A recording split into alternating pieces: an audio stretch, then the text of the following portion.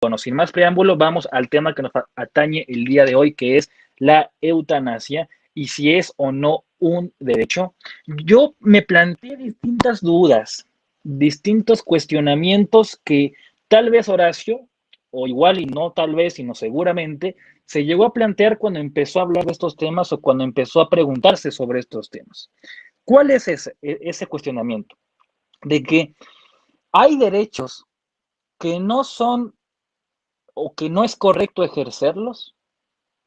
O sea, yo puedo tener un derecho puedo tener el derecho a ingerir las bebidas alcohólicas que yo quiera, o puedo tener el derecho de apostar mis bienes como quiera. Sin embargo, pues, ok, teniendo el derecho de ir a un casino y apostar mi casa, no, eso no hace que el ejercicio de ese derecho sea correcto o bueno, ética, moralmente. Tal sería el caso de la eutanasia, pero para poder empezar con esto, quisiera definir qué es eutanasia, qué es derecho y ya en función de eso poder llevar la charla, ¿no crees, Horacio? Totalmente de acuerdo. En primer lugar, quiero saludar enormemente a todos los que ya están conectados, que es mucha gente. Así que también voy a ir leyendo los comentarios como para ver si se entiende o no lo que estamos planteando. Y también por respeto a ellos, porque sé que tienen tanto para aportar como nosotros dos. En segundo lugar, rápidamente se me vino a la mente la frase de un gran sabio que supo decir: todo me es lícito, mas no todo me conviene. Así que vamos a comenzar con un tema que creo que es un tanto complicado, un tanto álgido, un complejo. Complejo especialmente porque sabemos que en el ser humano no siempre prima la racionalidad, y está bien que así sea. Está bien que existan los sentimientos, los apegos, las afecciones, porque entendemos que en esta transición va a haber gente que de repente diga: ¿por qué yo debería someterme a tal pensamiento? ¿O acaso yo debería dejar que un abuelo o un padre o un hijo sufran innecesariamente? Bueno, son cuestiones que vamos a seguir abordando con respeto. No nos queremos posicionar en una idea de somos moralmente superiores. No lo somos, al menos yo claramente que no soy ejemplo ni referente, solo transmito lo que he recibido. Pero sí intentamos poner una cuota de escepticismo. Esa es mi función como conservador. Que ante los relatos hegemónicos que tienden a buscar la liberación absoluta en una sociedad paliativa, que huye al dolor y que huye a la muerte, la algofobia, como lo diría Byung-Chul Han, plantear ese sano escepticismo que en su momento defendió el gran Roger Scruton. Vamos a comenzar respondiendo lo que bien has planteado. Punto esencial. ¿Qué es esta práctica médica a la cual no la voy a mencionar por una cuestión de censura, pero saben a cuál me refiero porque está ya inscrito en pantalla, aunque naturalmente quizás se tenga que hablar en algún momento de la misma? Para esto yo voy a partir de lo que plantea la propia Organización Mundial de la Salud, tan, tan defendida por tantos progresistas, tan defenestrada por tantos agentes de la derecha. Vamos a hablar un poquito de la Organización Mundial de la Salud con su definición muy simple, que es la acción del médico que provoca deliberadamente la muerte del paciente. Entonces, yo aquí cuando me toca analizar esto siempre parto de lo que es la Asociación Catalana de Estudios Bioéticos, que me ha traído mucha luz, porque hay temas que son muy interesantes. Porque acá lo que se está resaltando siempre es que ya en el propio concepto de la Organización Mundial de la Salud, que la voy a leer una vez más para que todo el mundo le quede grabada. La acción del médico que provoca deliberadamente la muerte del paciente.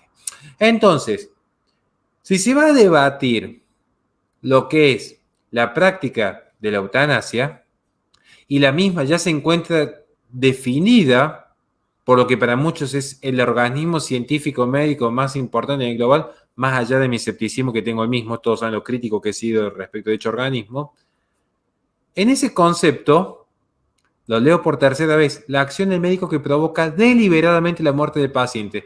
Yo quisiera saber en qué parte del concepto, que tiene el famoso consenso científico, tanto que me critican a mí por cuestionar el cambio climático antropogénico, con esta idea del consenso científico del 2013, ¿Dónde está en este concepto la voluntad del paciente? Porque ¿cuál es la nota característica? Provocar deliberadamente la muerte. Es decir, no es una mala praxis, no es un error médico, es la intención de un profesional de la salud y no cualquier profesional, es decir, no es un anestesiólogo, no es un instrumentista, no es un enfermero. Un médico que provoca intencionadamente la muerte del paciente. Sin embargo, la voluntad del paciente no figura en el concepto mismo que se está analizando. Digo esto porque yo no me imagino de entrada las críticas de ¿quién sos vos para decir si yo puedo o no terminar con mi vida cuando yo quiera? Bueno, ya es una discusión aparte, más propia de la psicología. Si tenés una ideación de terminar con tu vida, ya es un problema más psicológico. En todo caso, lo que tenemos que ver acá es, si vamos a hablar de libertades, que es el concepto de fondo, es dónde empieza y acaba la libertad de un agente, ya de entrada estamos viendo que hay un problema con el propio concepto. Esto como punto de partida, que quiero aclarar. Dicho método puede ser en forma directa, proveyendo lo necesario para la muerte del paciente, o indirecta, que es quitando la asistencia necesaria para la subsistencia vital. Yo no diría cómo es esto de quitar los medios necesarios. Bueno, aquí en Córdoba, cuando se presentó un proyecto en mi provincia a nivel local para regular el fin de la vida de los pacientes, estaba previsto legalmente que a un paciente en estado terminal se le quitase aquellos métodos de subsistencia necesarios, tales como la hidratación. Literalmente es dejarlos morir de sed. Son los que luego hablan de una muerte digna. Pero bueno, insisto, yo me voy a posicionar como conservador. ¿Saben qué es lo que caracteriza al conservador? El realismo. Estamos en contra de las ideologías. Yo cuando analizo los fenómenos, por ejemplo, de Cuba, muchas veces me dicen, es que eso no es verdadero comunismo. Me dicen los ideólogos de izquierda. A mí me interesa la realidad. Luego, si tienes un chivo expiatorio como toda ideología que le dedico el primer capítulo de mi libro, es un problema aparte. La realidad es esta. Hoy lo que se va a hablar es realidad, no el discurso ideológico de yo debería poder hacer lo que quiero con mi cuerpo. Sí, el discurso ideológico lo conocemos de memoria todos. A mí me interesa que se me constate con realidad, porque yo tengo escrito en mi libro y documentado lo que ha pasado en México, Holanda y Canadá, donde la voluntad del paciente está en el 90º escalón hacia abajo. Entonces, esto es lo que nos hablan los ideólogos defensores de la libertad. El discurso lo sabemos de memoria absolutamente todos. Ya sabemos lo que es el discurso de libertad. Ahora, ¿por qué no me lo pueden constatar a mi posición en contra de la legalización de estas prácticas con hechos donde el Estado sí lo haya legalizado y sí haya respetado la voluntad del paciente? Porque cuando uno tiene que ir a la realidad, se dan cuenta que hay una infinidad de casos judicializados de los nietos y los hijos de pacientes que se les aplicó la inyección letal en contra de la voluntad del paciente, pero amparados legalmente. Porque esto es lo que sucede, y esto es lo que vamos a hablar a lo largo de la charla de hoy. Hoy lo que se va a discutir a lo largo de la charla, que en realidad, cuando se habla de eutanasia, lo que se habla es darle al Estado, tanto que ahora estamos en contra del Estado, al Estado ya no solo la potestad de cuándo inicia una vida con la legalización de la muerte intrauterina, sino también cuándo finaliza la vida. El Estado se arroga el biopoder, un saludo para Gloria Álvarez que no sabe lo que es y lo demostró en el debate con Laje. El Estado se arroga el biopoder de controlar el cuerpo tanto en su inicio como en su final. Y esto me llama la atención que curiosamente es defendido por aquellos detractores del Estado, sin entender que el biopoder, como todo mecanismo de poder, no se ejerce solo a través de manera directa y en forma positiva, sino también en forma negativa o indirecta. En el caso específico de la eutanasia, de hecho, muchas veces lo que se permite es que las propias prestatarias de obras sociales son las que determinan en base al costo y beneficio cuándo una vida merece ser vivida y cuándo una muerte de repente se vuelve digna. Cuidado con estos fenómenos, particularmente en Europa, donde los inviernos demográficos y las tasas de longevidad se han extendido tanto que a falta de tasa de fertilidad y a falta de contribuyentes de mediana edad, por esta cultura del ciudadano del mundo, de repente no pueden paliar el exceso de gerontes que hay en una comunidad. Esta es simplemente la introducción de lo que se va a desarrollar hoy día. Gracias, Horacio.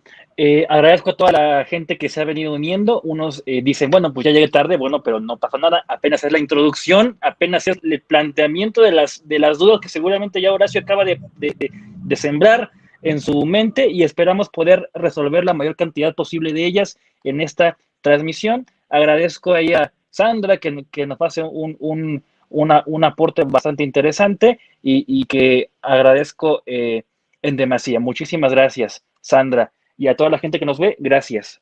Horacio, hay un planteamiento curioso que casi no se dice, o a lo mejor yo no lo he visto, no quiere decir que no se diga, que es este derecho fundamental que el movimiento Pro Vida defiende, que es el derecho a la vida.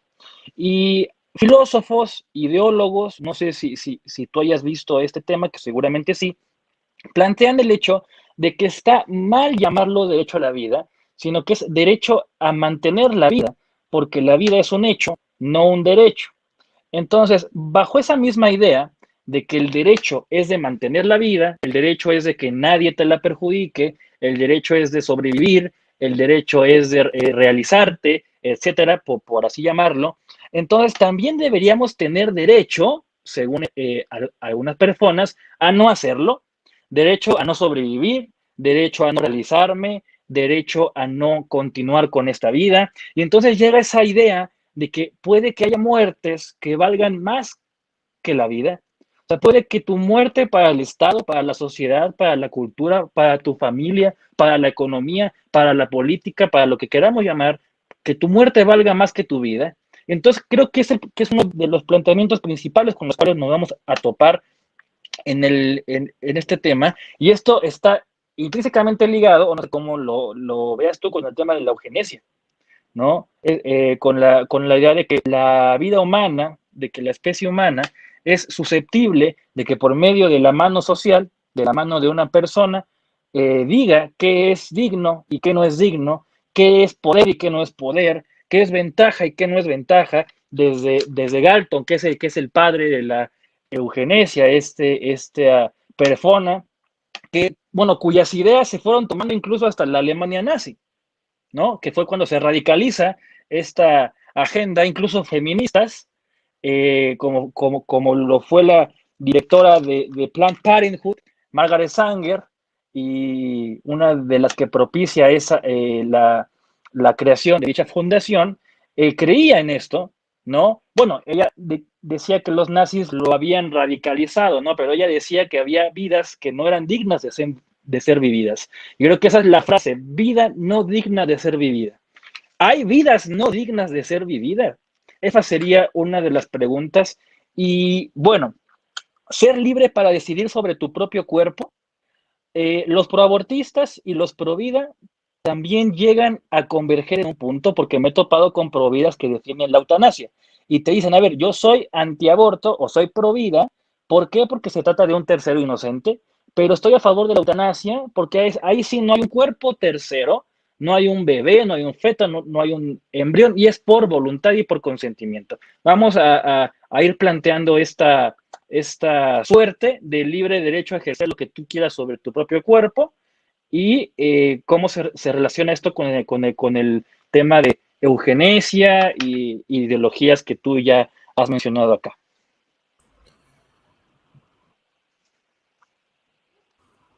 Vamos por parte, dijo Jack. Vamos a empezar por partes. Primero, respecto a la eugenesia, me gustaría detenerme, si es posible, más sobre el final, porque es un tema muy complejo, muy largo, que de hecho yo le dedico parte de mi investigación, simplemente que yo en mi investigación sobre la eugenesia para el capítulo 6 de mi libro, lo abordo desde el ecologismo, digamos, especialmente la teoría darwinista que toma Ernest Haeckel y que luego deviene en los postulados de Bock, Garrett y Harding y Paul Ehrlich. Curiosamente, todos los ecologistas también están a favor de la legalización de estas prácticas. Los transhumanistas también y el enorme espectro feminista también. Entonces, si el feminismo, el ecologismo y el transhumanismo están a favor de legalizar la eutanasia y un pro vida también, si están sirviendo al mundo, quizás no están sirviendo una verdad superior. Algo anda Pero mal ahí, ¿no? hay un problemita. Pero sí me quiero tener un tema muy interesante que has dicho respecto a, o al menos lo que yo interpreto en tu pregunta, puedo equivocarme, que en el fondo se estaría como discutiendo el derecho o no a la disposición del propio cuerpo. En última instancia, si tuviésemos que reducir el debate y empezamos a desmenuzar, usted que es un gran y aversado conocedor de las leyes, en última instancia uno cuando desmenuza el argumento va al fondo de la cuestión, que es hasta qué punto un ser humano puede disponer o no de su cuerpo. Esta es en última parte, digamos. Si tuviésemos un juicio sería, bueno, juez decide sobre este punto, básicamente. ¿Qué es lo que sucede? Quiero remarcar un punto que creo que no es menor. Porque, ¿qué es lo que caracteriza la eutanasia? Este es el punto de fondo. Cuando a mí alguien me dice que esta práctica la caracteriza de que el paciente pueda terminar, me han invitado a debatir muchas veces este tema, lo aclaro, por eso yo hablo de mi propia experiencia. Siempre que me siento los escucho con mucho respeto al que está al frente mío y me empiezan a decir, no, porque es que el paciente decide sobre su cuerpo, qué hacer con su cuerpo.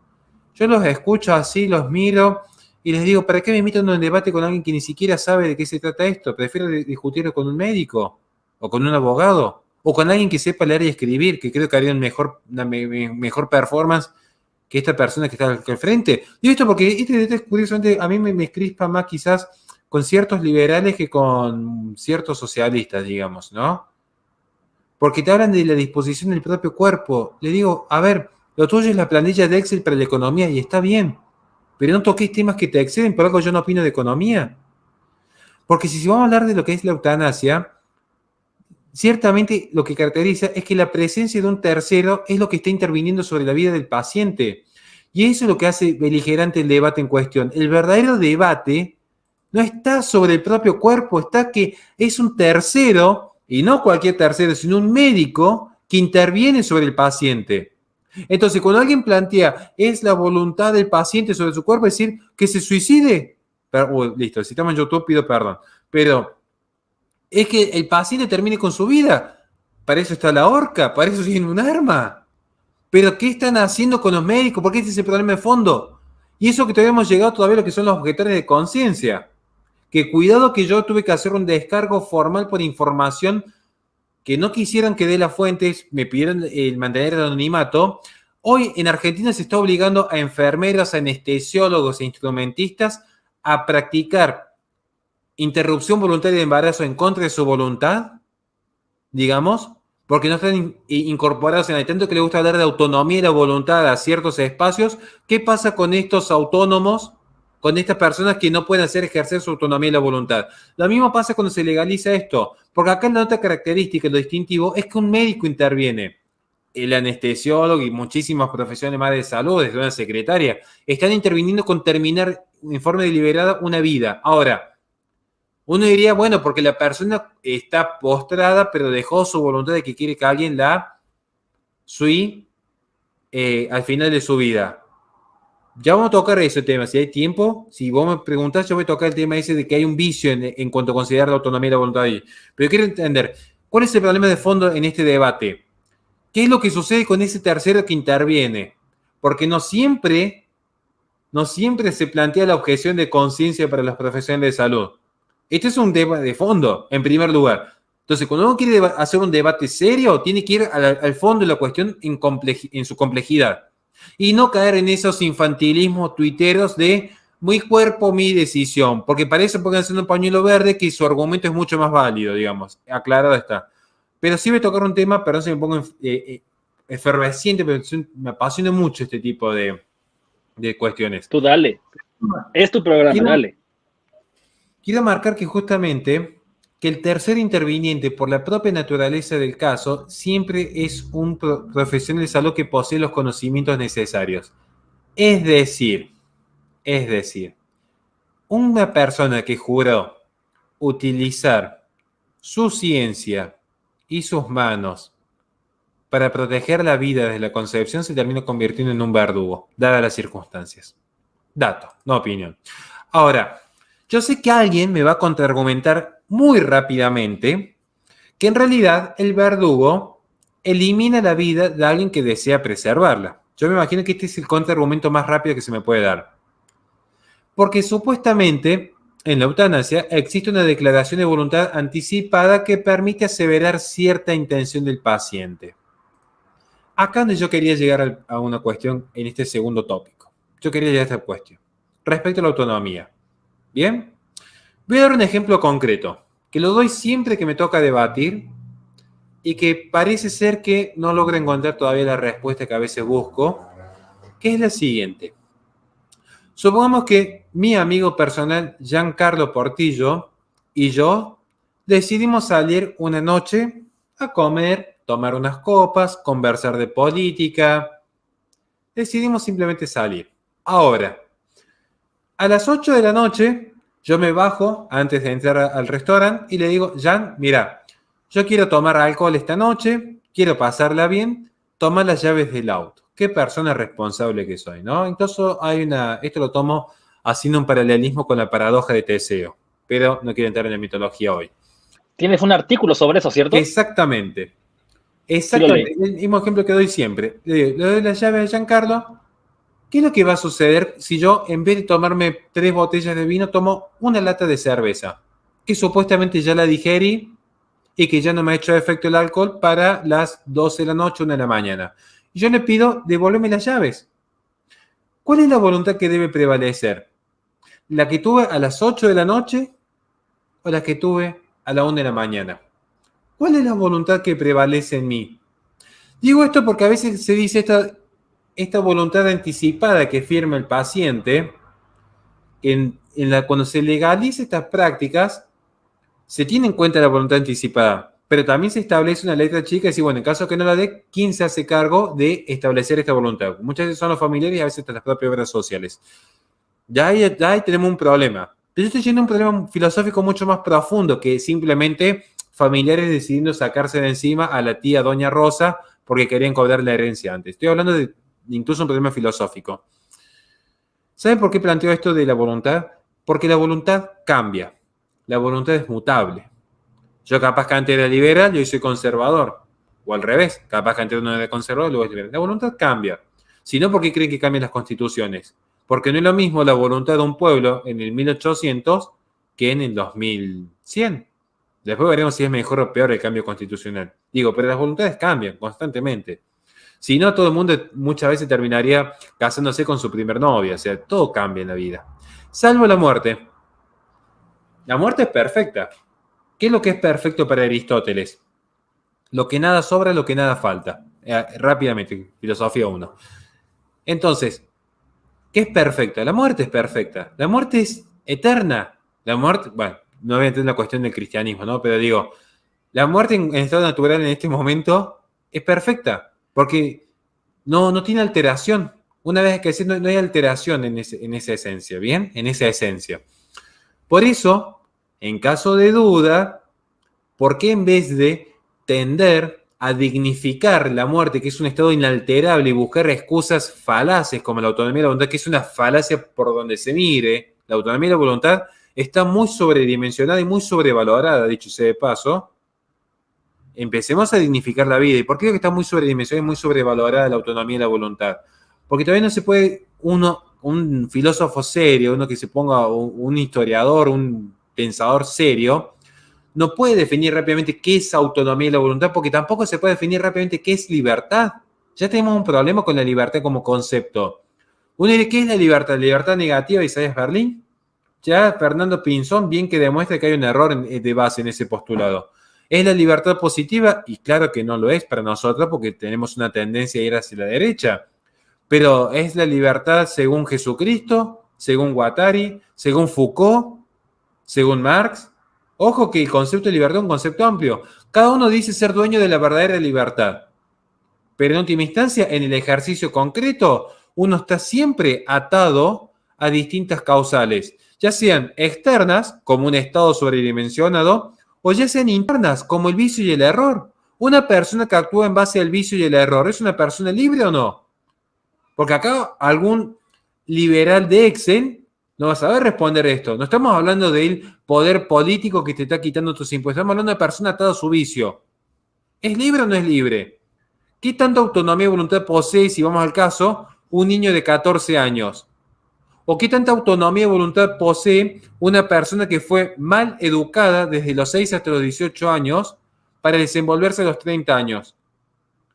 Son conceptos. Yo no dije cuál es la verdad. Justamente como soy un ignorante, yo reconozco mi ignorancia y dijo abierto el debate. Lo que me llama la atención es que luego gente con una increíble arrogancia creen que sabe más que todos los filósofos que se han reconocido ignorantes, es decir, esto es un concepto abierto de libertad, de la autonomía de voluntad. Podemos intentar apreciar algunos postulados, pero no es cuestión de decir en un tuit de 150 kb, libertad es esto. No es tan simple, al menos no para temas tan complejos como este. Esto que quería rescatar en esta segunda intervención. Gracias, Horacio. Yo igual tengo un par de cosas que decir sobre este primer postulado, que es ser libre de decidir sobre el propio cuerpo, cosa que es falsa, como ya bien lo dijiste, y también señalaste un punto relevante en lo jurídico, en materia civil de contratos, que se llama o se denominan vicios del consentimiento, ¿no? Y aquellos pueden ser el error, la violencia, el dolo, la intimidación, la lesión, la mala fe. Y hay, bueno, hay estos, y en la teoría habrá quien crea que hay más o que existen más, que pueden precisamente viciar el consentimiento o viciar la voluntad de las personas al consentir X o Y situación. Y desde el punto de vista legal, bueno, pues una persona no puede venderse como esclava, o sea, no puede ejercer con su propio cuerpo, con su consentimiento y voluntad, venderse como esclava, por ejemplo. No puede vender sus órganos también. El proxenetismo igual en muchos lados está penado. Así que no, o sea, la idea de que yo pueda hacer con mi cuerpo lo que quiera y desee no es del todo cierta, o más bien, o mejor dicho, no es cierta. Viene este segundo postulado más dicho, más repetido por la comunidad liberal, incluso libertaria, me atrevo a decir, que es el siguiente. Mientras no dañe a otros, la libertad individual es sagrada. ¿Vale? Mientras no dañe a otros, la libertad individual es sagrada. Yo quisiera puntualizar lo siguiente. Si yo tengo un familiar que yo conozco que está en un problema de drogas y es con libertad individual, en su libre desarrollo, en su voluntad o consentimiento, con los vicios que pudiese tener, yo también tengo el derecho de evitarlo, ¿no? O sea, es el planteamiento que dejé entre paréntesis al principio de este live. Puede que incluso discutamos si es un derecho o no, y puede ser que digamos, ok, en el caso del suicidio, por ejemplo, ya lo dije otra vez, aunque estamos en YouTube y ya valió si es que nos censuran este video, pero bueno, en ese caso, si una persona quiere hacer eso, van a decir, ok, está en su derecho porque es su cuerpo, no afecta a nadie, en fin, pero yo también tengo el derecho de evitarlo. Podría haber algunos que digan, incluso tengo el deber moral de evitarlo, el deber moral de convencerlo de que el ejercicio de ese derecho no es conveniente, como bien dijiste, ¿no? Una persona tiene el derecho de ir y vender todas sus propiedades en un arranque de enojo, de coraje y decir, yo no quiero tener nada, vámonos, y a la primera persona que veo toma mi casa por $1, ¿no? O por $1, por ejemplo. ¿Es su derecho? Sí, claro que va a ser su derecho, pero también yo voy a hacer algo por evitarlo, voy a hacer algo por decir, a ver, estás mal, estás en un arranque, estás enojado, si bien es cierto, es tu derecho, no es correcto o no es conveniente ejercer ese derecho como planeas ejercerlo, ¿cierto? Entonces, ya aquí planteamos dos situaciones posibles. La primera, que es esa palabra que no puedo mencionar otra vez, ¿no? Que si decimos, a ver, es un derecho, que es un derecho, pero eso no quita que sea un derecho que sea correcto ejercer, por ejemplo. O podemos decir, no, no es un derecho, y si no es un derecho per se, entonces, bueno, pues ya no va a ser correcto realizar eso. Y vienen con la misma lógica del aborto, ¿no? Yo veo el problema desde el punto de vista jurídico, Horacio, que si se llegase a legislar sobre este tema, hay países que ya lo han hecho, pocos, pero ya hay. Pero si en nuestros países llegáramos a legislar sobre ese tema, todas las puertas que se abrirían a atrocidades, todas las puertas que se abrirían a la conveniencia, todas las puertas que se abrirían al Estado decide quién vive, quién muere, y en función de qué vive y en función de qué muere. Es común que a los que estamos en contra de esto, como Horacio, como yo, como muchos, nos digan, es que ustedes están a favor del dolor, ¿no? Cosa que es falsa. O sea, estar en contra de A no hace que esté a favor necesariamente de B, ¿vale? Como lo es igual el tema del aborto, por ejemplo. Es que si estás en contra del aborto y eres pro vida, es porque necesariamente estás a favor de la pobreza, porque necesariamente estás a favor de la precariedad de la vida de las personas, porque necesariamente estás a favor de X o Y situaciones que no son ciertas. Entonces, tomando eso como premisa, pudiese ser o pudiese plantear yo, o más bien planteo yo, que lo correcto sería pensar en si el problema es el dolor, eliminar el dolor, no al paciente. Como ese discurso feminista que dice, a ver, si el problema es la pobreza, elimino la pobreza, no al pobre, ¿no?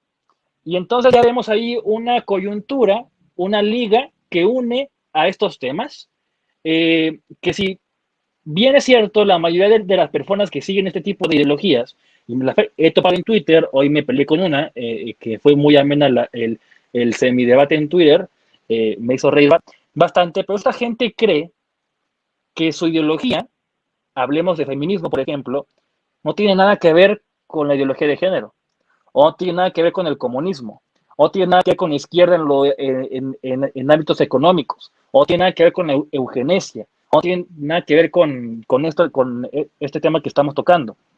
Entonces, acá tenía una pregunta que hacerte, bueno, en lo filosófico, ya planteando esto, de que hay derechos que no son convenientes ejercerse, podríamos afirmar, Horacio, que si tú tienes el derecho de algo y no es conveniente que lo ejerzas, entonces yo tengo el derecho de evitar que lo ejerzas. Ahí está una pregunta muy compleja. Ahí voy a tocar ese tema. Siempre respondo esto porque es común, a veces el conservador siempre lleva todas las de perder. Aclaro desde ya. Yo soy consciente. El conservador es tan común las falacias ad hominem que si uno no es un santo en vida es como que no puede expresarse. Es decir, en este sistema, fíjense en qué curioso, es un descargo previamente. En este sistema todo se puede, menos promover la virtud. Y si uno dice por experiencia de caídas propias, de errores, de apegos desordenados, es decir, ¿por qué no probar con esta alternativa, con esta otra forma de vida? Automáticamente cae un sinfín de críticas, de cancelaciones, y es como que todo se puede expresar libremente, menos aquello que tiende a cuestionar un poco el sistema, ¿no? Entonces, digo esto porque ya me imagino que va a venir las críticas a continuación. Es una pregunta muy compleja respecto a si uno debería poder tratar de evitarlo o no. Yo creo, sinceramente, como conservador, y va a ser la respuesta quizás respuesta más mediocre de mi vida, pero es la que estoy convencido. Depende del caso. Pero en principio uno diría que sí tiene que tratar de evitarlo. Yo creo que el mal y el bien, pues en última instancia, el fondo de la cuestión es qué es bueno y qué es malo. O sea, esta es la última razón de ser del ser humano como agente moral. Como agente moral, no estoy hablando de otra cuestión que sea la agencia moral, es qué es bueno y qué es malo. Este es el fondo de la cuestión. Porque uno cuando plantea la eutanasia y el debate, pienso rápidamente en lo que sucedió, por ejemplo, en Canadá, la denuncia que hizo el abogado Wesley Smith, que realizó un informe respecto a cómo el propio Estado, luego de legalizarlo, promovía con las propagandas que un montón de canadienses con tendencias a, ya saben qué, y un montón de discapacitados viesen como digna la muerte de sus existencias. ¿Bien? Pido perdón si se escuchan los llantos del bebé de fondo. Pero quiero tocar un poquito ese tema, ¿no? ¿Qué es lo que está sucediendo realmente con el debate si uno debería evitar o no? Le voy a poner un ejemplo sencillo. Uno diría, hay una persona, pensemos un poquito en el Estado, porque creo que el fondo de la cuestión acá también es el poder político. Después vamos a entrar a la cuestión más moral. Vamos a pasar de lo político a lo moral, digamos, de lo menos importante a lo más importante. Supongamos que yo veo a una persona, justo vivo acá cerca de un puente, por eso digo, estoy al frente de mi ventana, salgo a tomar un mate con mi hija y veo que una persona se está por arrojar del puente. habría que cuestionarse si yo me quedo tomando mate viendo cómo se arroja o no, si estaría bien o estaría mal. Eso es el debate. Pero no creo que a nadie le vaya a importar si yo me quedo mirando, digamos, no creo que tenga consecuencias legales a grandes rasgos. Luego, sí se debería ver si yo teniendo la posibilidad de ayudarlo, no lo ayudo. Eso ya es un poco más complejo. Un poco más, vos como abogado lo sabés, lo que es el abandono de personas, un poco más complejo. Ahora, ¿qué sucede si esa persona que está en la duda, me tiro, no me tiro? Yo le dijese, y dale, ¿por qué no? Si no tenés nada que perder. Eso sería instigacional, ya saben. Si yo lo instigo, es un delito. Porque una persona que al no estar en pleno uso de su racionalidad, decide acabar con su vida. A mí lo que me llama la atención es que el propio Estado, la asistencia al lo castiga, pero luego el propio Estado legaliza y fomenta asistir a una persona con la misma ideación. Yo no diría no, porque en realidad lo que sucede es que la persona presta su declaración en forma anticipada, con pleno uso de sus facultades. No sé. Muchas veces cuando se da esta situación, vamos a la práctica. No me interesa el discurso debe ser de niños. Acá estamos hablando de adultos con cosas reales.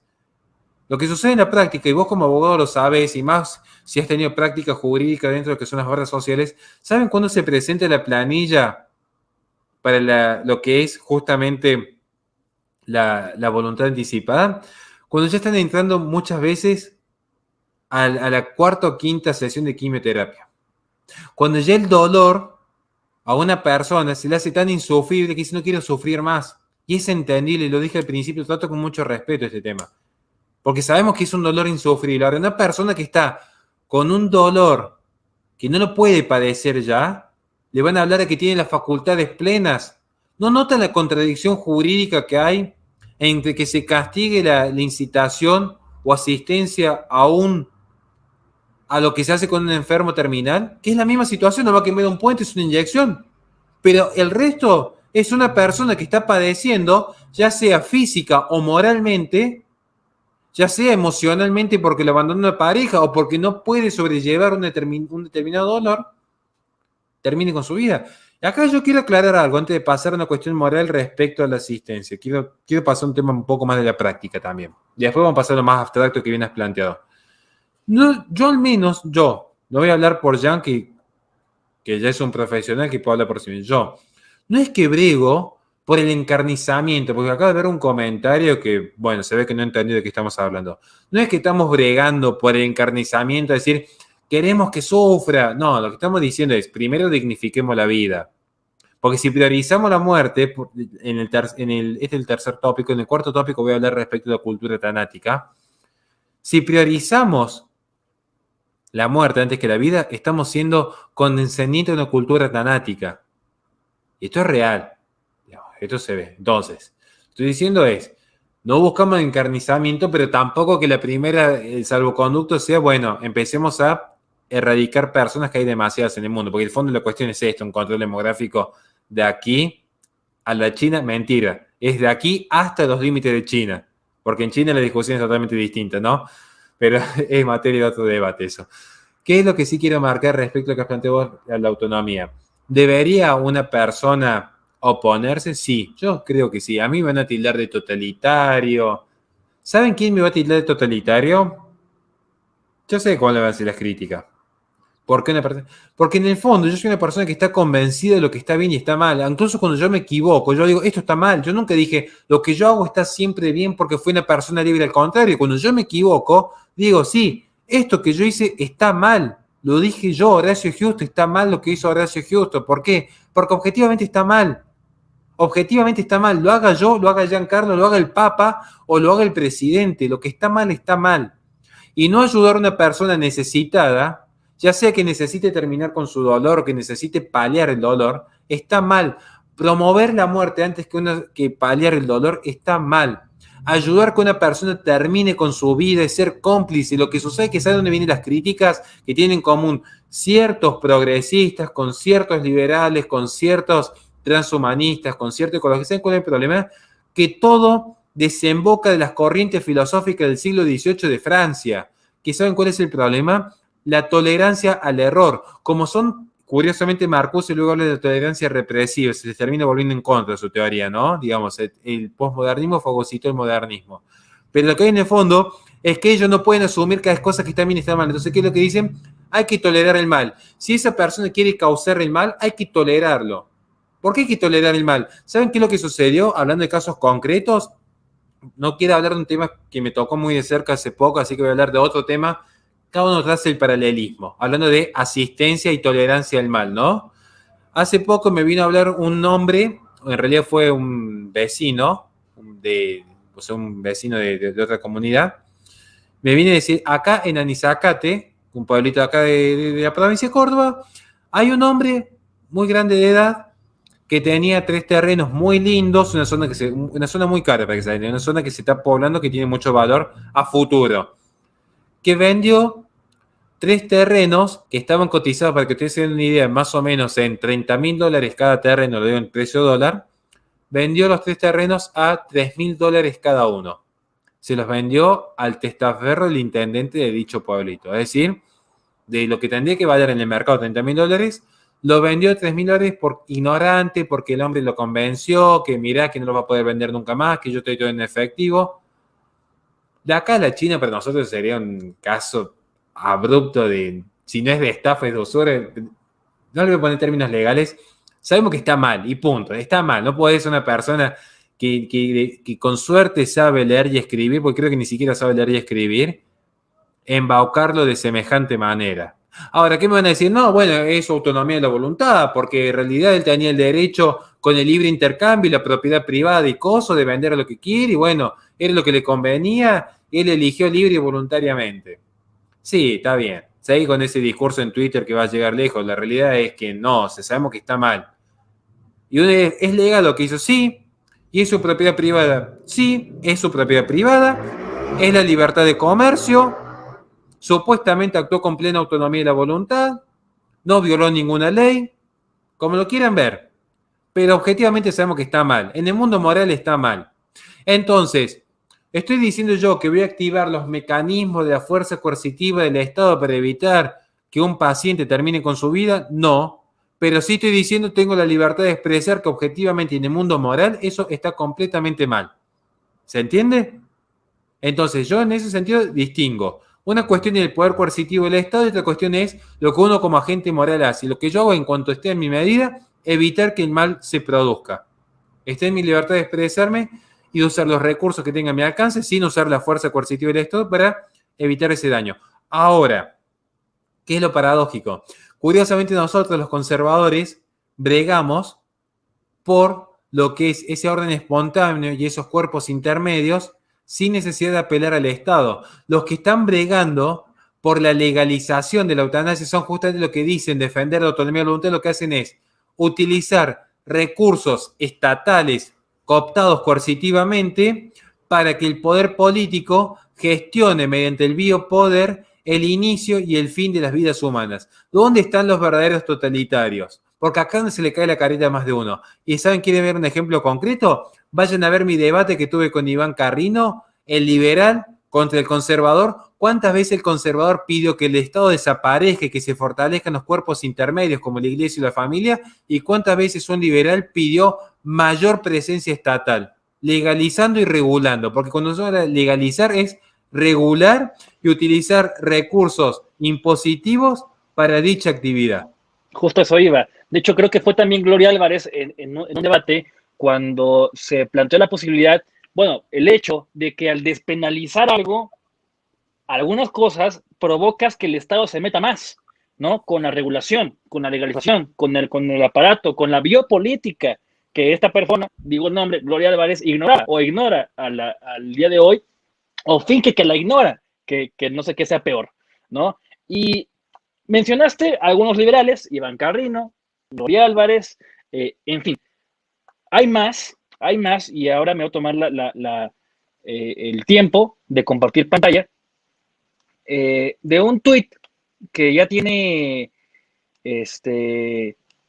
tiene creo que meses, si no es que hasta un año, es es de Juan Ramón Rayo, ¿no?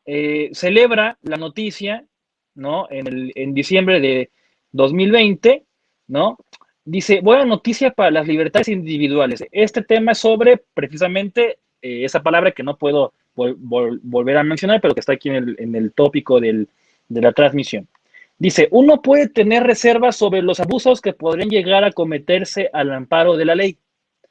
Y si partidos como Pepe o Vox se preocuparan realmente por ese riesgo de abuso, deberían de haber propuesto enmiendas que vuelvan ultra garantista el ejercicio de ese derecho. O sea, los liberales, en este caso un liberal, pidiendo que haya una serie de normas enormes para ultra garantizar el derecho a la eso, ¿vale? O sea, no, o sea, el hecho de despenalizar algo o permitir algo no quiere decir que el Estado deje de meterse.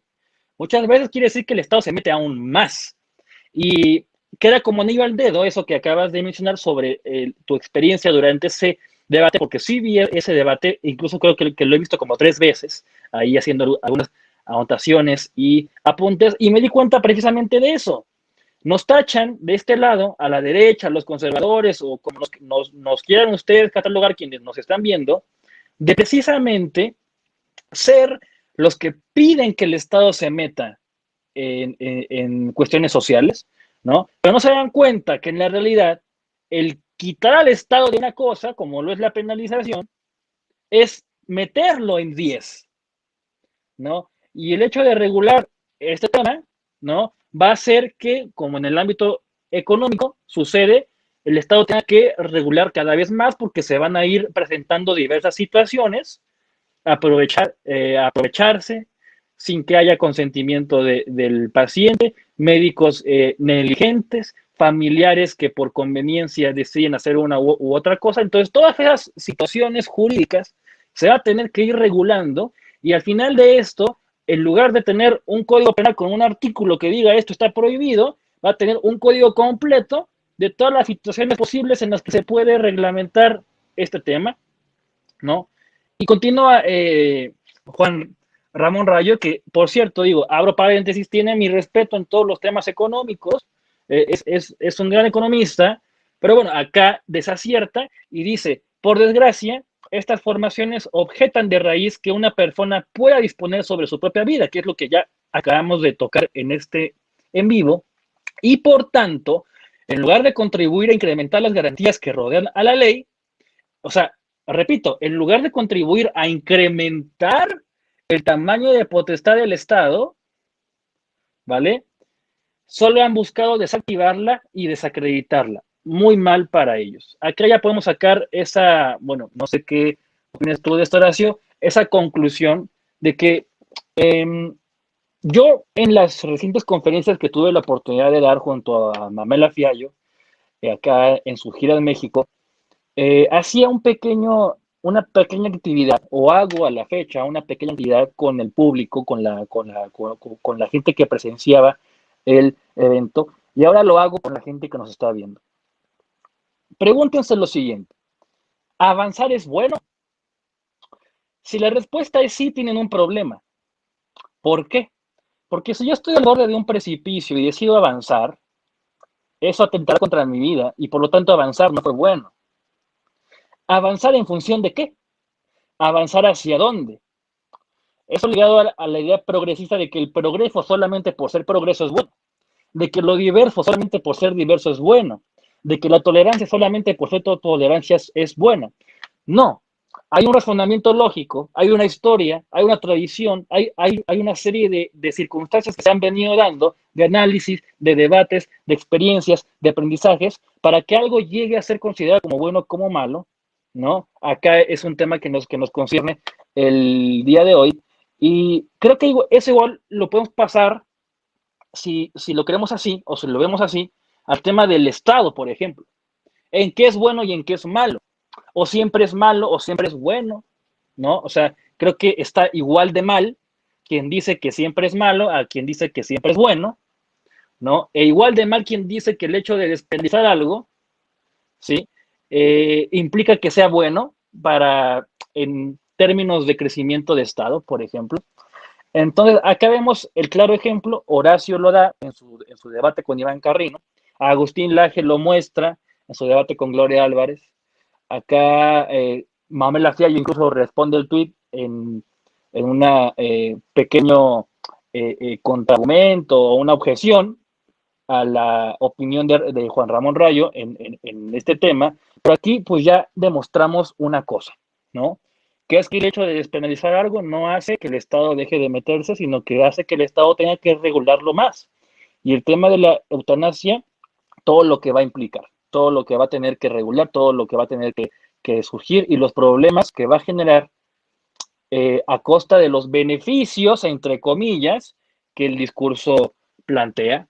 Entonces, acá en comentarios, Horacio, yo sabía que iban a pedir esto o a preguntar esto. Era una pregunta muy obvia. A ver, Horacio, dice, si es una enfermedad que no tiene cura, que por más anestesia que pongas, el dolor persiste, ¿qué hacemos? Dice así. Bueno, es buena la pregunta. ¿Qué hacemos? ¿Le pegamos un tiro o le dignificamos su vida y le damos sentido de trascendencia? A ver, cada uno que elija. Lo que sí les puedo decir es lo siguiente. Hay una persona sufriendo. ¿Qué hacemos con esa persona? Las respuestas las tendrá cada uno. Yo puedo aseverar un ensayo. Yo puedo aseverar de que en realidad los profesionales de salud, como la ciencia en general, han tendido a buscar lo mejor para el ser humano, no para terminar con su vida, sino para darle un estatus más elevado. Si no me imagino un médico trabajando para ser un carnicero. Y no aplica solo al niño por nacer. Vamos de vuelta. Hay un paciente sufriendo. ¿Qué creen que es un perro que lo vamos a llevar a sacrificar para que no sufra más, pobrecito? Mi babau. No, es un ser humano, con un alma. ¿Qué hacemos con esa alma? Porque ¿saben qué es lo que está pasando? Y esto pero no equivocarme, iba a hablar de un caso que está pasando en Bélgica y en Holanda, pero se nos iría muy largo respecto. Solamente quiero cerrar antes de responder esa pregunta. A lo que vos dijiste del Estado, tomando también lo que plantea Mónica Nat, que le mando un saludo enorme. Cuidado porque el Estado existe. Entonces, hoy de repente lo que se está viendo es que este estado de bienestar, con la tasa de fertilidad tan baja y una tercera edad tan elevada, hay que empezar a limpiar a los beneficiarios de este estado sobredimensionado.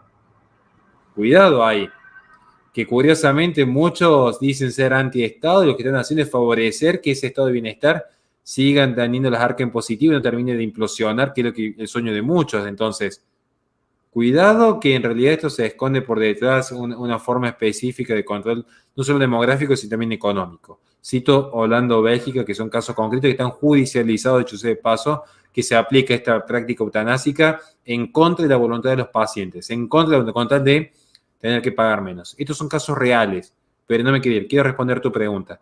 ¿Qué hacemos con esa persona? Rápidamente, si ya vamos a hablar de Vox y de Rayo, ¿no? Que en esa comparación, pienso en el debate lo que planteaba justamente una diputada de Vox. Se está mercantilizando la muerte, porque este es el fondo de la cuestión. ¿Ustedes creen que esto se practica gratis? ¿O usted cree que no va a haber un médico, una obra social, un enfermero, un instrumentista que no van a cobrar? Se está mercantilizando la muerte. Ahora, claro, si tu paradigma es materialista, y claro que no va a haber diferencia entre lo que va a defender un Marx o una Gloria Álvarez, si todo es materialismo. Algunos será a través del Estado, otros será a través del mercado, pero no deja de ser materialismo.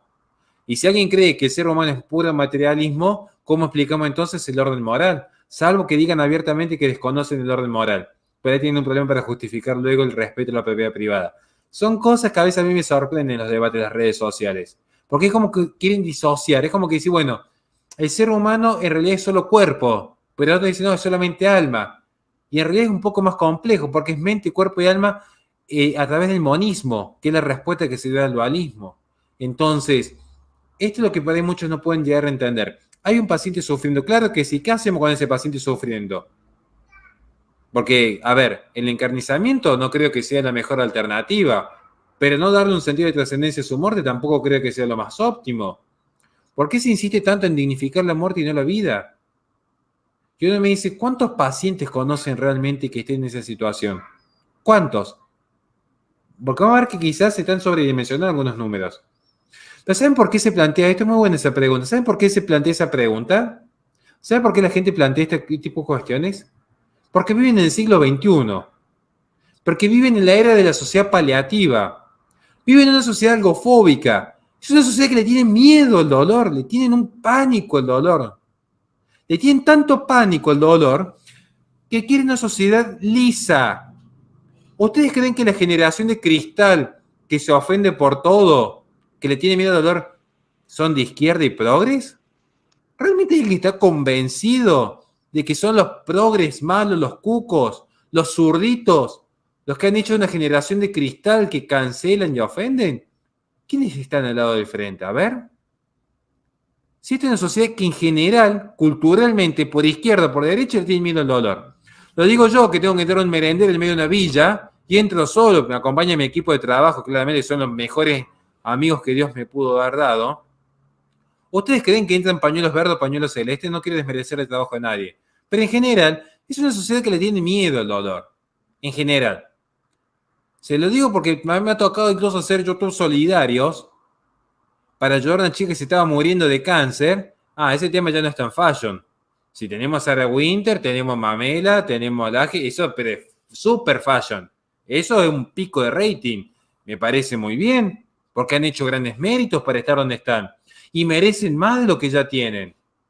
Pero si vamos a hablar de la sociedad en general, no es lo mismo los fashion que cuando tenemos que tomar contacto directo con el dolor.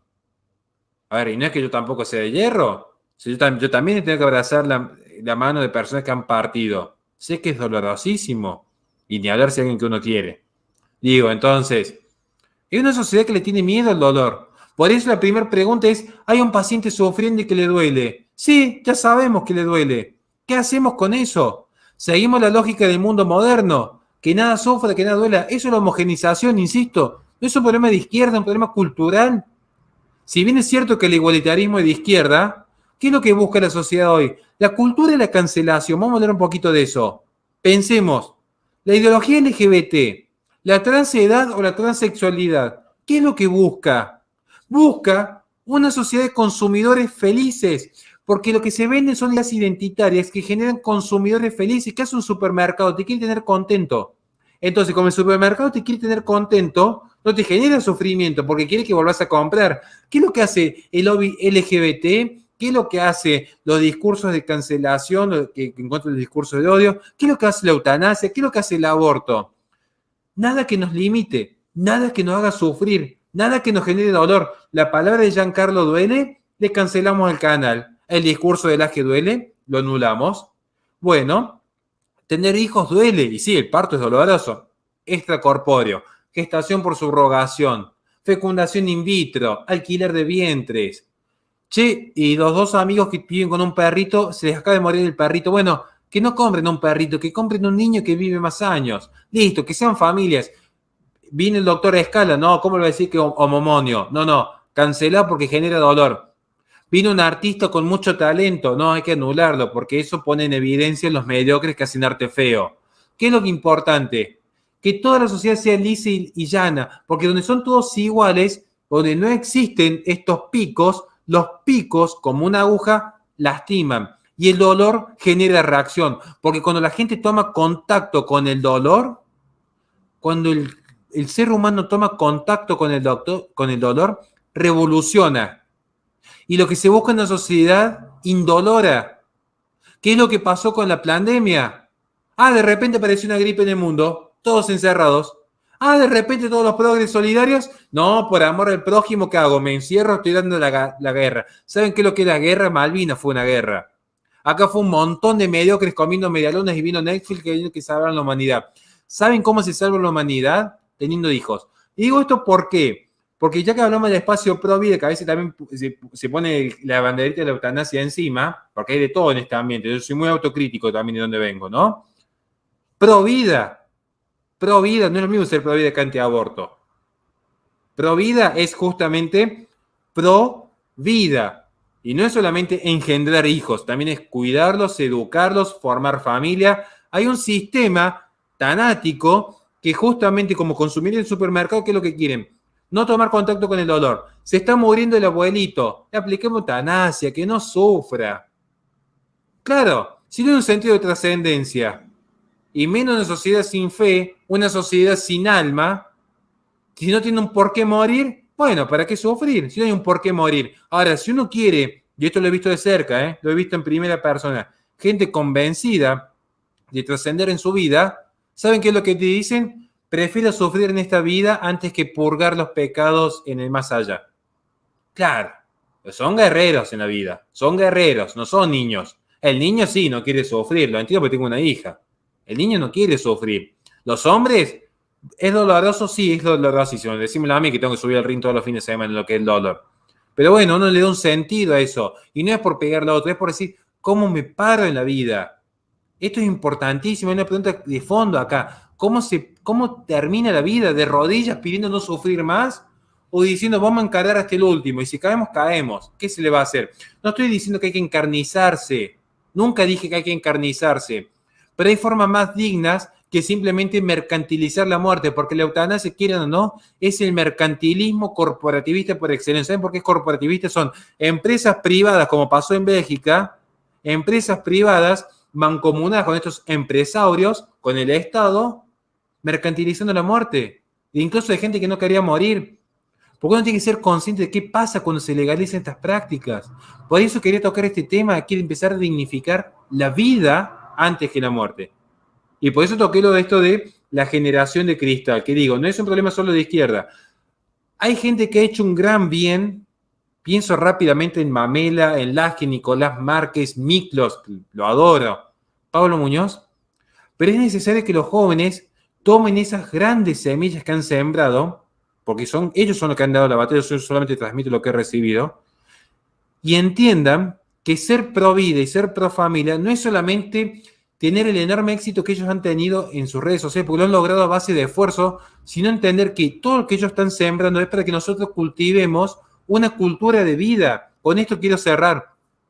¿Por qué es importante generar cultura de vida? Porque vivimos una cultura tanática. ¿Qué es una cultura tanática?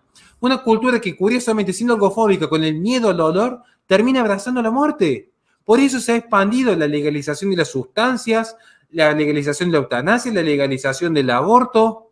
Todo genera a la muerte presente. Si uno no está entre los 18 y 45 años soltero, sin hijos, siendo un ciudadano del mundo, viviendo feliz, consumiendo, él no poseerá nada y será feliz del foro económico. No fue una premisa comunista, fue la premisa más neoliberal que existe en términos de Fernando Pinzón. Ya me imagino, no existe el neoliberalismo. Bueno, vaya con esos discursos de Twitter a otro lado. Estoy diciendo, esa premisa en cuanto de lo que importa es que sigas consumiendo constantemente, como el sistema de Microsoft de licencia. Consume y no posees nada, no hay nada tangible. No tenés patria, no tenés Dios, no tenés hijos. Pero vos estás ahí consumiendo y sos feliz, aunque no tenés nada, porque alquilás tu casa, tenés el auto prendado, tenés hipotecas, compraste los viajes en cuotas. Entonces, y cuando llega a la tercera edad, bueno, aplicamos la eutanasia, si queda embarazada, lo abortamos. ¿Qué es lo que importa el sistema? No te detengas, seguí en movimiento. Y cuando ya no servís porque tu movimiento se empieza a detener, te sacamos de encima. Un niño por nacer no genera tantos ingresos como una pareja de homosexuales que tiene un caniche toy. Esto es un estudio, esto estoy hablando de medio en chiste, pero es un estudio real, digamos, ¿no? Una persona de tercera edad, ¿qué le genera el sistema? Dolor y sufrimiento, porque claro, el joven que quiere vivir la eternidad, que quiere ser el niño perfecto, que no quiere sufrir, de repente ve, ese es mi destino. Le tienen miedo a la sociedad a afrontar lo que es la muerte. Entonces, como no quieren tomar conciencia de la muerte, porque hemos nacido para morir, porque saben que no tiene un sentido de trascendencia su muerte, que dicen, la aceleremos, apenas empieza algo mal, eutanasia, aceleremos la muerte, la autonomía de la voluntad, asistamos a un suicida. Lo importante es no sufrir, no es ver por qué esa persona está sufriendo y cómo paliar el sufrimiento, porque se invierte más en eliminar al paciente que en eliminar el sufrimiento. Perdón si me extendí. No te preocupes, amigo. Acá quiero tocar este pequeño punto y ya casi para terminar, para no quitarle más tiempo a Horacio. Allá en la Argentina son ya las 23 horas, si es que no estoy mal, creo, 23:13, 11:13 de la noche. Y bueno, acá Alejita Guzmán nos dice, antes la ciencia estaba de nuestro lado y lo sigue estando, pero cada vez más médicos especialistas, entre comillas, etcétera, son más progres y respaldan la ideología de género. ¿Qué hacer en estos casos? Esto es algo en lo que caemos, digo, y me incluyo en algunas ocasiones, todos. ¿Qué quiero decir con esto? Creemos o vivimos en la época o en la generación, como bien dijo Horacio, él lo explicó desde el punto de vista del miedo al dolor, yo diría una cobardía ante el dolor o ante la presencia del dolor.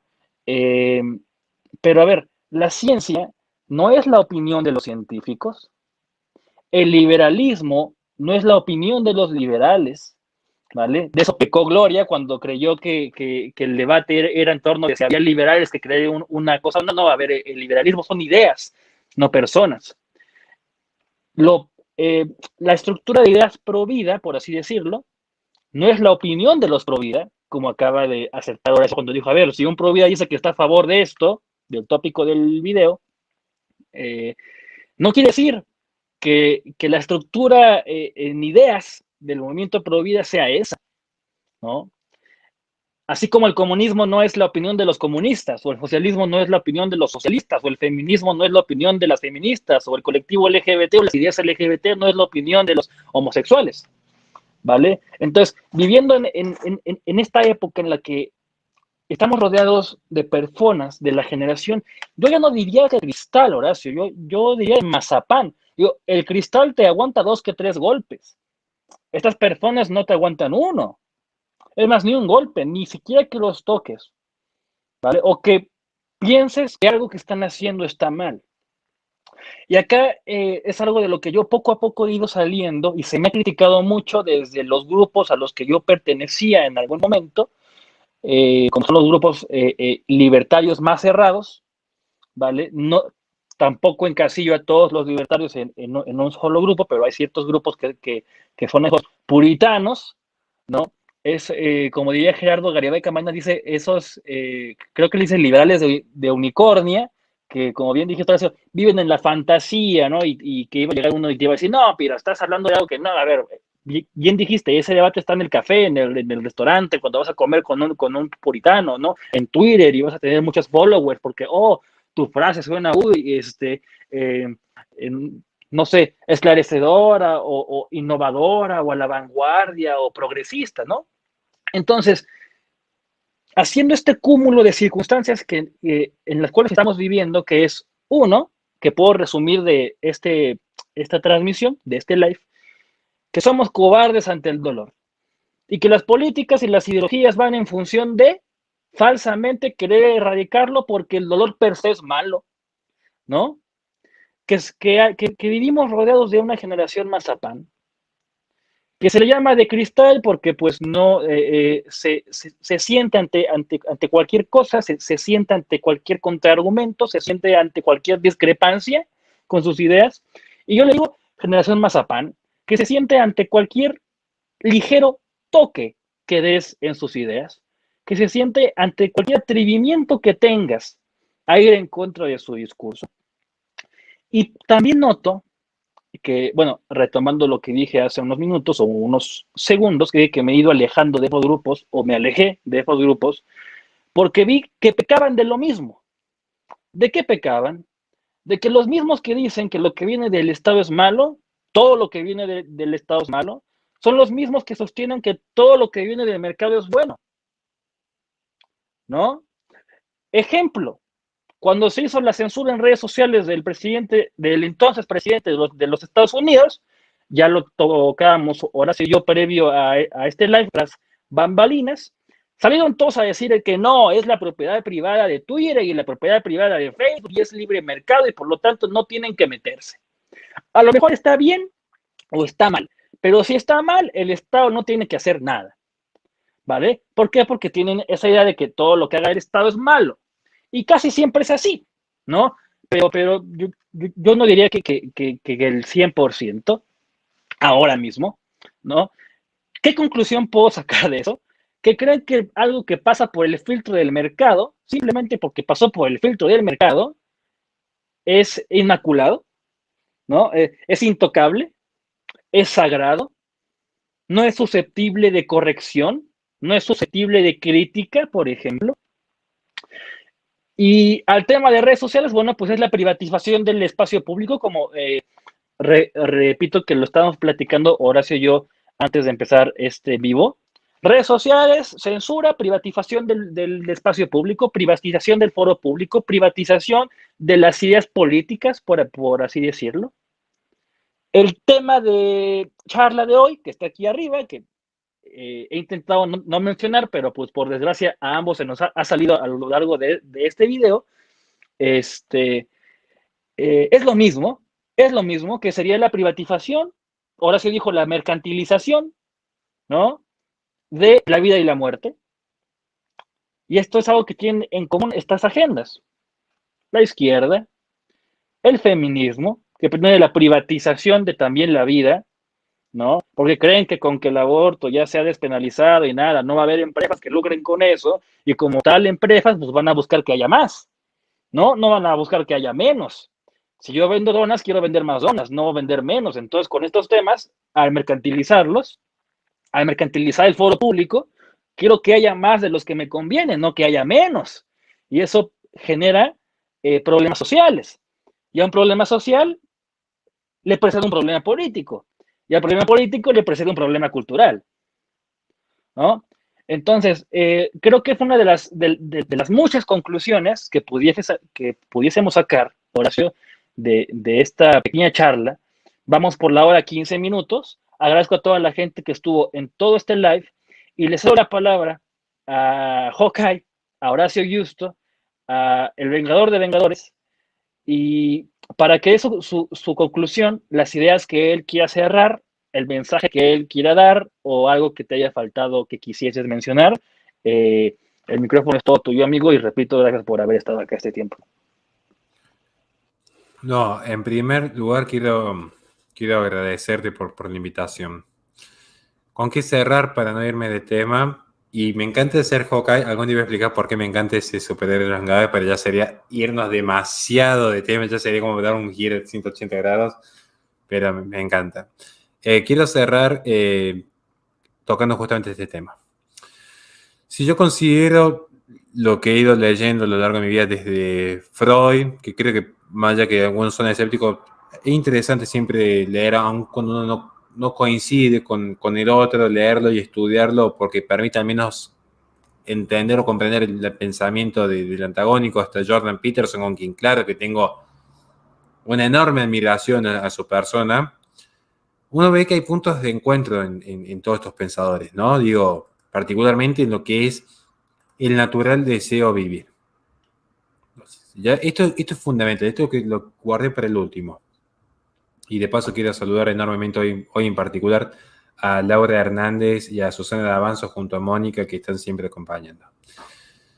Es natural el deseo a vivir. Es lo más natural que existe, el deseo a vivir. Vamos a pensar algo muy sencillo. Y quizás voy a tratar de extenderlo, pero quiero que la gente tome conciencia de esto. Yo no sé si tendré la mejor vida para ser vivida, yo, Horacio Justo. Pero creo que tengo una buena vida. Creo que tengo una buena vida. Tengo una buena vida porque creo que soy una persona muy exitosa. Tengo un éxito muy grande en la vida. Porque tengo un trabajito muy humilde. Tengo un canalcito de YouTube con el que puedo hacer obras solidarias y ayudar al merendero. Es decir, gracias a ese canal podemos ayudar a los chicos que más necesitan. Tengo una pareja muy leal a mi lado, compañero de vida. Tengo una hija hermosa, sana, alegre, con la que más tiempo paso jugando en el día. Tengo amigos de hierro a mi lado que no faltan nunca. Y también, pero digo, no solamente los que tengo en la radio, Giancarlo, Agustín, Nicolás, o sea. Y creo que eso es un éxito muy lindo, digamos. Yo me levanto y me voy a dormir feliz en la vida. O sea, yo llego de la oficina, me tomo unos mates en el balcón, llega el sábado y tengo mis guantecitos de boxeo listos para subir el ring. O sea, es el éxito que yo le deseo a todos, digamos. Vivir bien, digamos, ¿no? Pero yo muchas veces cuando entro a las zonas más carenciadas, vemos otra realidad. Digo, soy consciente que son otras realidades. Gente que está arriba de un caballo juntando cartón 12 horas por día. Niños de 6 años que el único vaso de leche que toman a la semana es el que les llevamos nosotros, si no, no toman leche. Son otras realidades. Y uno dice, ¿por qué esa gente que no vive bien en lo que para ser en nuestro sistema de consumo, quiero aclararlo, ¿no? Pues tienen unos valores que más de uno de la derechita Twitter debería empezar a tomar nota. Pero esta gente que tiene muy buenos valores, ¿por qué no se, lo voy a decir abiertamente, por qué no se pegan un tiro? Si miren cómo viven. Algunos ni cloacas tienen, ni baños tienen. Porque el deseo de vivir es natural. Quiero cerrar con esto. No importa en qué condición estés vos, el deseo a vivir es natural. Entonces, si uno empieza a tomar que una conducta patológica, como acabar con la propia vida, es algo válido, entonces ya hay un problema que va más allá de lo político. Ya ingresa en el terreno de lo moral, que es mucho más complejo. Porque tenemos que tener en cuenta que la persona que opta por la eutanasia, ese paciente que opta por tal práctica, no es que está deseando la muerte. Empecemos a tomar conciencia de esto. Lo que está deseando esa persona en realidad, en el fondo, es no llevar esa vida de sufrimiento. Entonces, alguien quiere hacerlo bien en la medida, empecemos a destinar recursos para acabar con ese tipo de sufrimiento antes que por acabar con esa vida. O en todo caso, no nos digamos pro vida si creemos que no toda vida vale. Esto también lo dejé asentado cuando hice mi video explicando cómo sigo la corriente tomista, por ejemplo, con la pena de muerte. Yo sigo la corriente tomista y agustiniana. El poder político posee el jus claudius, más, insisto, al poseer el jus claudius, prevalece siempre la misericordia. No porque algo sea legítimo, conviene y es válido. Vuelvo al inicio, respecto a la pena de muerte. ¿Llegando? Entonces, acá lo que está es esto, que legalizar esta práctica que se ha debatido hoy es facilitar el camino a la muerte antes que a la dignidad de la vida. Incluso el tercer Congreso de Bioética Internacional, consideró que a partir de la experiencia de Holanda, ya se veía cómo el propio poder político estaba designando quién moría y a qué edad moría. Lo planteó un comité internacional de ética. Creo que son temas que a veces no se abordan y la gente cae en un reduccionismo tuitero nauseabundo al creer que todo se reduce a mi cuerpo, mi decisión. Es como que para qué investigaran tanto los médicos, los científicos, los abogados, si lo puede reducir un tuitero de 15 años, es decir, bueno, yo hago lo que quiero con mi vida. Acá buscamos darle cierta seriedad. Simplemente eso, como palabras de cierre. Y sí quiero agradecer enormemente, porque posiblemente haya partes que suba después a mi canal, a la gente que colabora, muchas gracias, porque todos saben que si mi canal existe y mi causa existe por un bien mayor, no es para mí. O sea, de hecho no me gusta hablar a mí, normalmente me gusta explicarles los otros, me toca a veces esto. Y muchas gracias a la gente que ha estado comentando, porque he leído he tratado de responder cuanto he podido. He leído todos los comentarios, así que muchas gracias, incluso los que me han criticado, que me pueden decir yo pienso distinto. Me sirve más lo que creen, porque nunca tomo mal una corrección y me sirve para también venir a aprender, que es lo que yo vine esta hora, es venir a aprender. Y muchas gracias, Giancarlo, por honrarme con tus conocimientos.